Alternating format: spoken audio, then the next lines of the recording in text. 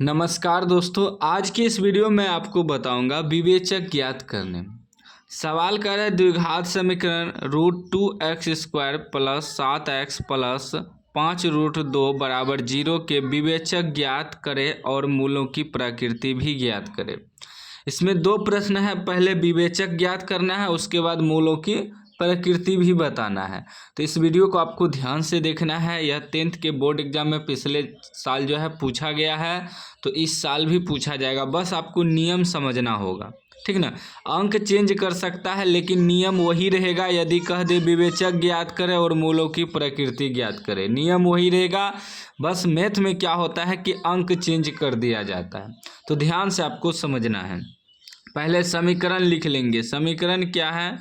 √2x² plus 7x plus 5√2, ठीक ना, इतना बराबर 0 दिया है।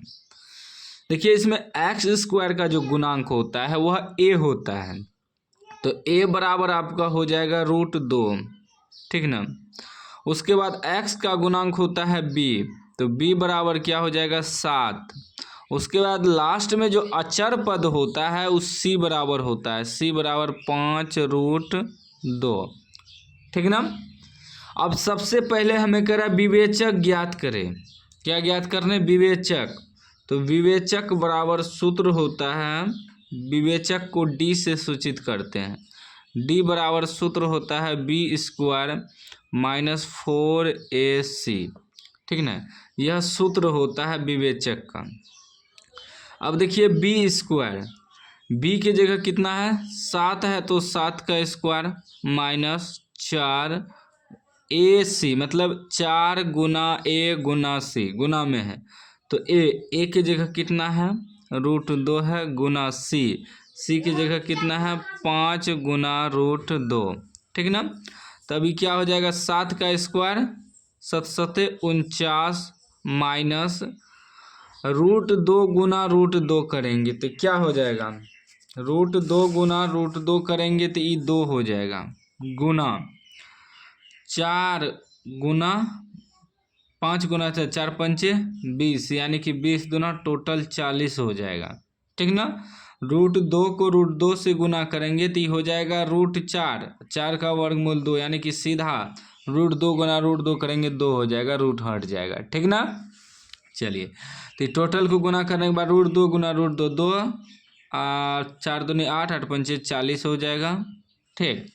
अब देखिए 49 में से 40 घट जाएगा, कितना बचेगा? 9। अब मेरा विवेचक क्या मालूम हो गया? विवेचक यानी कि d बराबर कितना निकला? 9। ये आपका आंसर हुआ। अब इसी में क्या कर रहा है? और मूलों की प्रकृति भी ज्ञात करें। मूलों की प्रकृति भी निकालना है। अब मूलों की प्रकृति आपको समझना होगा। ये तो हमें d बराबर मालूम हो गया, विवेचक बराबर 9। तो मूलों की प्रकृति क्या होता है, ध्यान से समझिएगा। यदि d बराबर 0 निकल जाए तो अतः मूल वास्तविक और समान होता है। 3 कंडीशन होता है, ठीक है ना। तीनों कंडीशन आपको याद रखना है।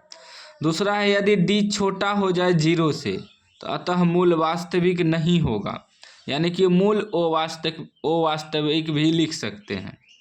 तीसरा कंडीशन है d यदि बड़ा हो जाए 0 से तो अतः मूल वास्तविक और असमान होगा, ठीक ना। तो यहाँ हमें क्या आया है? विवेचक यानी कि d बराबर 9 मालूम हुआ है। तो 9 क्या है? 9 जो है 0 से बड़ा है ना, d 0 से बड़ा हुआ ना, d 9 निकला, इसका मतलब 0 से बड़ा हुआ। तो 0 से जब बड़ा हुआ d तो क्या होगा? अतः मूल वास्तविक और असमान लिख देंगे। d जो है बड़ा है 0 से, अतः मूल वास्तविक और असमान, ठीक ना। इस प्रकार आपको मूलों की प्रकृति लिख देना है। इसी को मूलों की प्रकृति कहते हैं। यदि इसी में d बराबर 0, यानी कि जैसे घटा किए तो यहाँ भी 49, यहाँ भी 49 आ जाता, 0 आ जाता, तो ये निकलता d बराबर 0, अतः मूल वास्तविक और समान। वही माइनस में आ जाएगा। 0 से डी होने का मतलब हुआ माइनस में। अब मान लीजिए कि हमें यहाँ जैसे कि 49 घटा 40 निकला, तो यहाँ हमें 49 घटा 52 यदि आ जाता तो माइनस में आता। माइनस में कोई भी अंक आएगा तो जो है डी 0 से छोटा हो गया, क्योंकि 0 से छोटा होगा ना, माइनस में जाएगा 0 से छोटा हो जाएगा। और जब 0 से छोटा हो जाएगा डी तो मूल अवास्तविक होगा, यानी कि वास्तविक होगा ही नहीं। ठीक ना। इस तीनों कंडीशन को आपको याद रखना है। कोई भी सवाल दे विवेचक वाला, प्रकृति वाला, आसानी से आप बना लीजिएगा।